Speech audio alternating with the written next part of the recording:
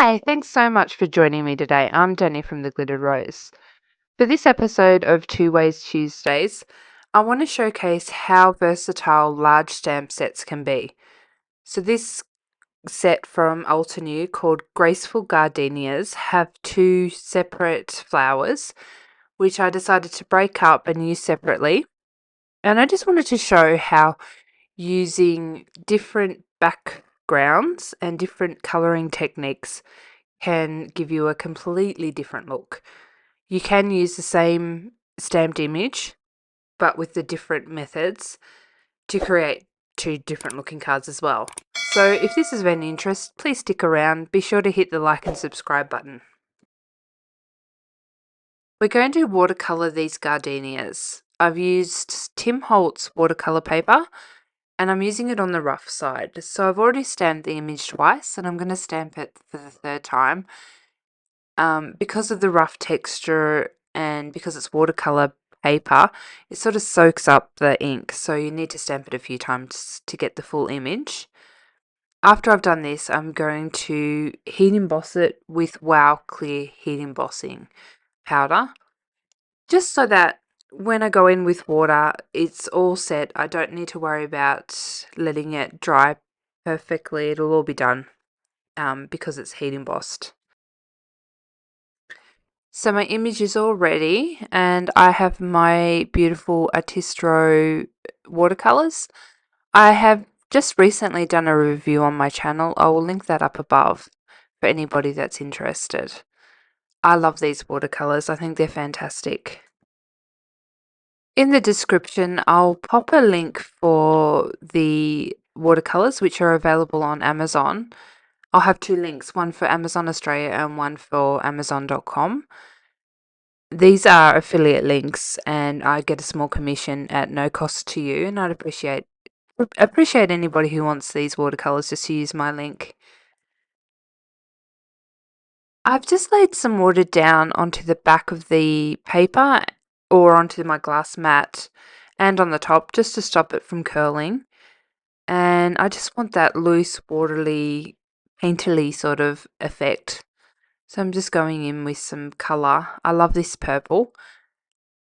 I will speed up this because you don't need to see me painting the whole thing.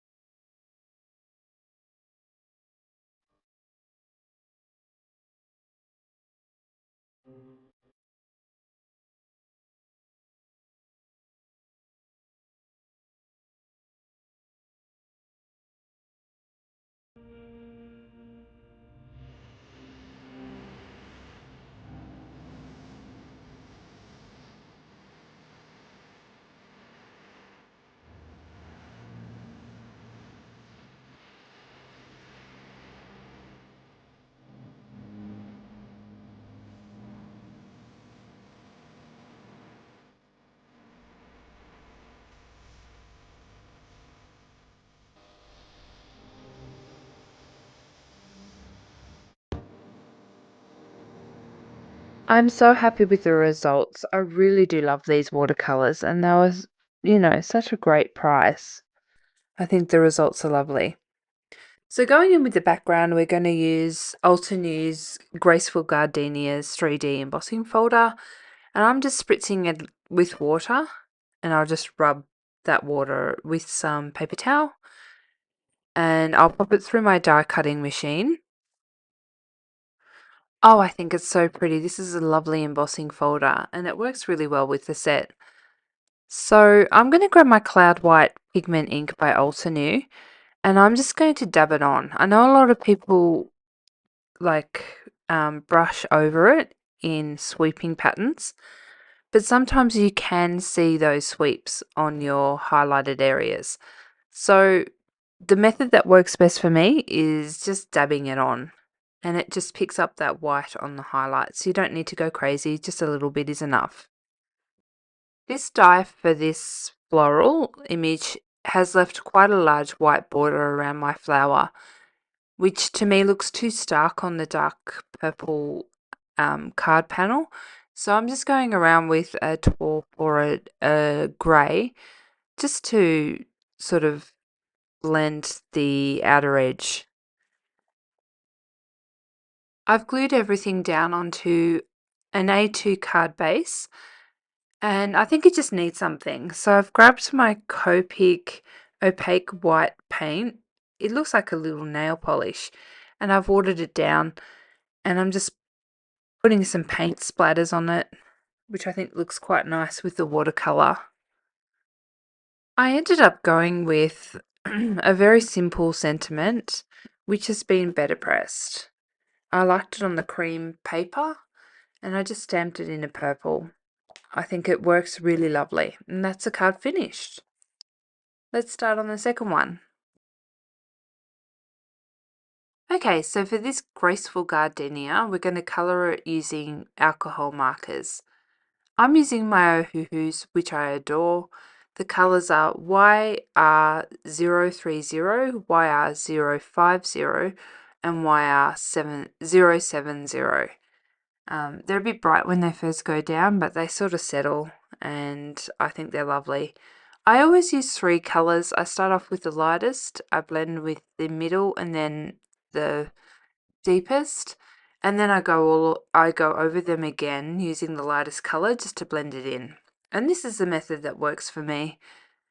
I love colouring with markers. I think it's so relaxing. I'm going to speed up this part of the video just as I did with my watercolouring, just so that you get an idea of how I colour without sitting there for about an hour watching me do it.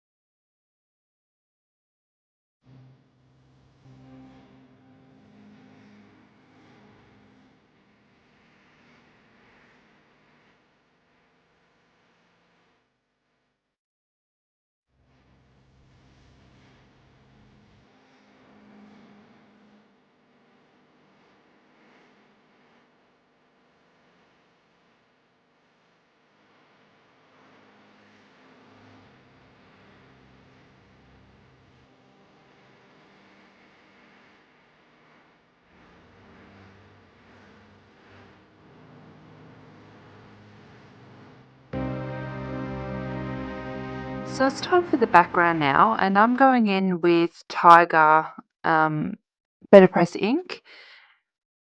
I'm just going to use the Paper House paper, which I found is a fantastic Better Press paper alternative. It's cheaper and works just as well.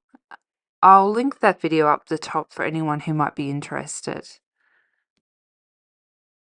Background has come out really nicely. I've also die cut the flower, and now I'm going to make my card base and build it all together. I'll do that off camera. For the sentiments, I've used the same paper and the Tiger ink and better pressed it using Favorite Things Sentiments press plates by Pink Fresh Studio. And I've decided to go with yellow enamel dots just to tie in that yellowy background. And then we're all done. I think this card is so pretty. Thank you so much for sticking it out to the end. If you enjoyed this video, please be sure to hit the like button. Let me know down below which is your favourite. I'm not sure if I can pick. They're both very different. And please be sure to subscribe if you're not already. Thanks so much for watching. Until next time. Bye.